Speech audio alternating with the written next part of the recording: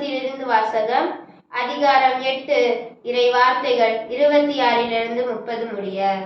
சகோதர சகோதரிகளே, தூய ஆவியார் தமது வலுவற்ற நிலையில் நமக்கு துணை நிற்கிறார். ஏனெனில் எதற்காக எப்படி நாம் இறைவனிடம் வேண்டுவது என்று நமக்கு தெரியாது. தூய ஆவியார் தாமே சொல் வடிவம் பெற முடியாத நம்முடைய பெருமூச்சுகளின் வாயிலாய் நமக்காக பரிந்து பேசுகிறார். உள்ளங்களை துருவி ஆயும் கடவுள் தூய ஆவியாரின் மனநிலையை அறிவார். தூய ஆவியாரும் கடவுளுக்கு உகந்த முறையில் இறைமக்களாக பரிந்து பேசுகிறார்.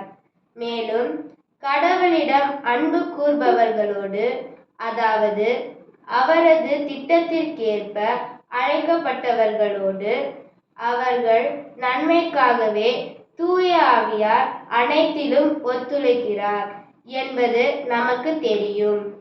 தம்மால் முன்பே தேர்ந்து கொள்ளப்பட்டவர்கள் தம் மகனின் சாயலுக்கு ஏற்றவாறு இருக்க வேண்டும் என கடவுள் முன்குறித்து வைத்தார்.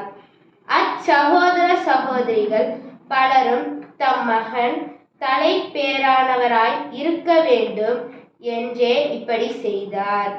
தம் குறித்து வைத்தோரை அவர் அழைத்திருக்கிறார். தாம் அழைத்தோரை தமக்கு ஏற்புடையாக்கி இருக்கிறார். தமக்கு ஏற்புடையானோரை தம் மாட்சியில் பங்கு பெற செய்தார். ஆண்டவரின் அருள்வாக்கு. இறைவனுக்கு நன்றி.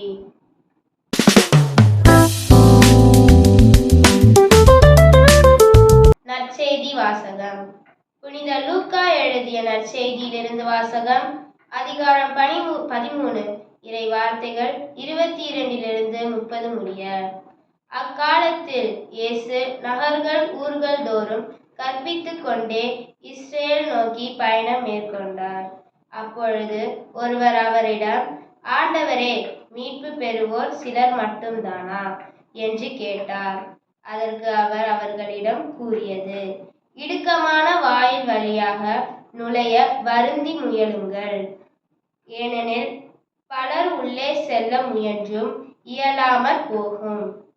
வீட்டு உரிமையாளரே, எழுந்து கதவை திறந்திடும் என்று கேட்பீர்கள். அவரோ, நீங்கள் எங்கிருந்து வந்தவர்கள் என எனக்கு தெரியாது என பதில் கூறுவார். அப்பொழுது நீங்கள், நாங்கள் உம்மோடு உணவு உண்டோம், குடித்தோம், நீர் எங்கள் வீதிகளில் கற்பித்தீரே என்று சொல்வீர்கள். ஆனாலும் அவர், நீங்கள் எவ்விடத்தாரோ எனக்கு தெரியாது, தீங்கு செய்வோரோ அவர் அனைவரும் என்னை விட்டு அகன்று போங்கள் என உங்களிடம் சொல்வார். ஆபிரகாமும் ஈசாக்கும் யாக்கோப்பும் இறைவாக்கினர் யாவரும் இறையாட்சிக்கு உட்பட்டிருப்பதையும் நீங்கள் புறம்பே தள்ளப்பட்டிருப்பதையும் பார்க்கும்போது அழுது அங்கலாயிருப்பீர்கள். இறையாட்சியின் போது கிழக்கிலும் மேற்கிலும் வடக்கிலும் தெற்கிலும் இருந்து மக்கள் வந்து பந்தியில் அமர்வார்கள். ஆம், கடைசியானோர் முதன்மையாவர், முதன்மையாவோர் கடைசியாவர். ஆண்டவரின் அருள்வாக்கு. கிறிஸ்துவே உமக்கு புகழ். அன்புக்குரியவர்களே, முதற்கண் உங்கள் ஒவ்வொருவருக்கும் நம் ஆண்டவர் இயேசு கிறிஸ்துவின் அருளும் அமைதியும் உங்களோடு என்றும் கூடிக்கொள்ளவும். அன்னை மரியாளுடைய பரிந்துரை உங்களுக்கு நிறைவாய் கிடைக்க உங்களை வாழ்த்தி உங்கள் அனைவரையும் இந்த காலை பொழுதில் சந்திப்பதில் மிக்க மகிழ்ச்சி அடைகிறேன். ஆம், அன்புமிக்கவர்களே, இன்றைய நாளில் சமாதானத்தின் அரசியே என்ற அந்த சிந்தனையில் சிந்திக்க தியானிக்க உங்களை அன்போடு அழைக்கின்றேன். அன்புக்குரியவர்களே, கடவுளுடைய இரக்கமும் அருளும் நிறைவாய் வெளிப்பட்ட ஒரு மனிதர் யார் என்றால் அது அன்னை மரியாள் தான். அன்னை மரியாளுடைய எல்லா நிலையிலும், அவர் கொண்டிருந்த விசுவாசத்திலும், அவர் கொண்டிருந்த அந்த ஆழமான கீழ்ப்படிதலின் வழியாக கடவுள் விரும்பிய இந்த அமைதி இந்த உலகிற்கு வந்தது என்றால் அது மிகை அல்ல.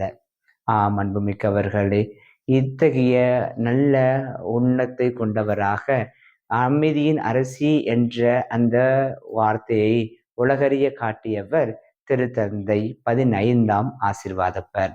அவர்தான் அமைதியின் அரசி அல்லது சமாதானத்தின் ராக்கினி என்று பழைய வார்த்தையில் சொல்லுகின்ற அந்த வார்த்தையை உலகறிய காட்டக்கூடியவராயிருக்கிறார். ஏனெனில் அன்னை மரியாள் அமைதியினுடைய மறு உருவமாக திறந்திருக்கிறார்.